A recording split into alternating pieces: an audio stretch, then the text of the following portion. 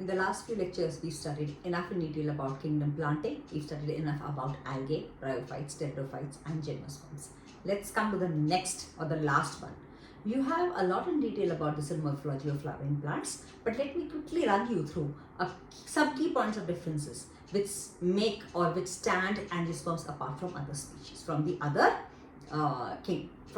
classes of kingdom planting, which is bryophytes, pteridophytes, gymnosperms.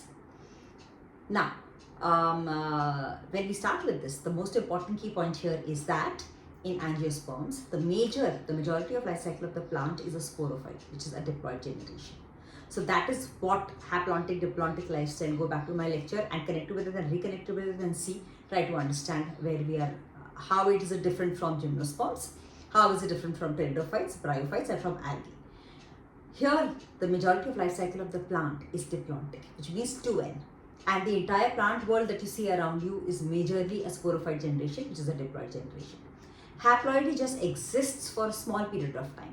Now, heterospory has already come into effect in gymnosperms. So there are two different kinds of spores. So the female spore, which is called as megaspore, exists inside the megasporangium. Development of the embryo and further fruit ripening of the fruit, formation of the seeds, etc. takes place inside the female body or the female megasporangium.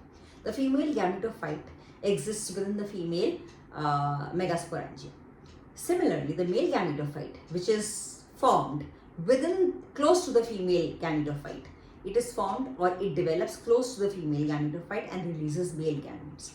But technically, it may be present on the same plant, it may be present on different plants. So the anther or the pollen grain, or what you say is the stamen, may be present in the same as the female plant, it may be present in different plants. That is a key difference between angiosperms and gymnosperms.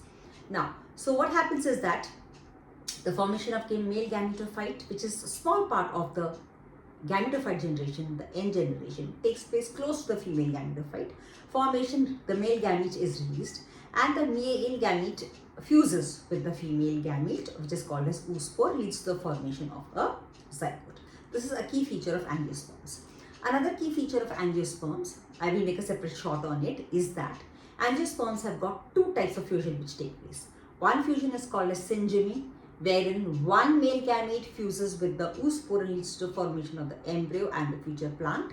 The second fusion is called as triple fusion, whereas the second male gamete fuses with the two polar nuclei and leads to the formation of a nutritive tissue, which is called as endosperm. And this fusion is referred to as triple fusion. Why is it called as triple fusion? It is referred to as triple fusion because fusion of the second male gamete takes place with two polar nuclei. So there are three, N plus N plus N. And the resultant tissue which is formed is triploid in nature. This triploid tissue is called as endosperm. It is a nutritive tissue, and this is the tissue which provides nutrition to the growing embryo. Clear? This part I hope is clear to you. Okay. Now, the angiosperm by itself consists of about 300,000 species. The majority of plants that you see around you are angiosperms. Angiosperms are divided into two categories, or they are divided into two subclasses or classes. The two classes very clearly are dicots and monocots, or the other way around, it is monocots and dicots. The key point of difference is clear to all of you, that is, dicots are those that have two cotyledons and monocots are those that have one cotyledon. But from NEET and NCERT and NTA point of view, there are a few more points that need to be enlisted and for you to be memorized and remembered.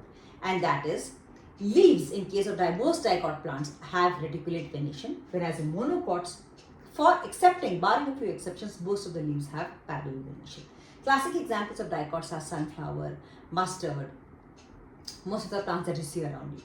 Classic examples of monocots are grasses, lilies, orchids, and maize, sugarcane, bamboo. They are classic examples of monocots. Classically, a dicot plant has pentamerous, 5 leaves, pentamerous, corolla, or tetramerous, which is 4. Whereas a classic plant of a monocot has trimerous leaves, which means there are 3 petals, 3 sepals in the calyx and corolla. Cotyledons we've already discussed. Now let's come to the stem. The stem in case of a dicot plant is typically has got concentric ring like arrangement of vascular bundles. What is a vascular bundle? One vascular bundle means one xylem plus phloem. So this is one xylem plus one phloem. Whenever there is a vascular bundle arranged in a concentric manner, it is called as concentric or ring type arrangement of vascular bundles. Whereas here in monocots, typically the vascular bundles are arranged in a scattered manner. Also, the root system. In case of a dicot plant, the root system, initial root system, the primary root system is a taproot system. You know the difference between taproot and adventitious root? Whereas in a monocot, the primary root is replaced by adventitious root. So that is a very major point of difference. You pull out a grass and you see adventitious roots. So the primary root system is replaced by adventitious roots. The difference between the root, when you take a transverse section of a root, is that in dicots, the roots typically don't have a pith. A pith is absent.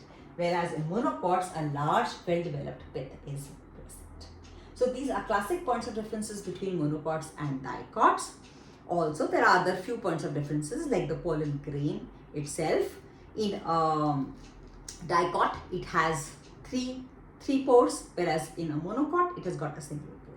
So there are some classic other points of differences as well that I'm going to see and list if there are any that I may have missed out. Yeah, so pollen grains commonly have 3 germ pores, whereas in monocots, the pollen grains typically possess a single germ pore. Vascular bundles of the stem are arranged in the ring. Vascular bundles are scattered.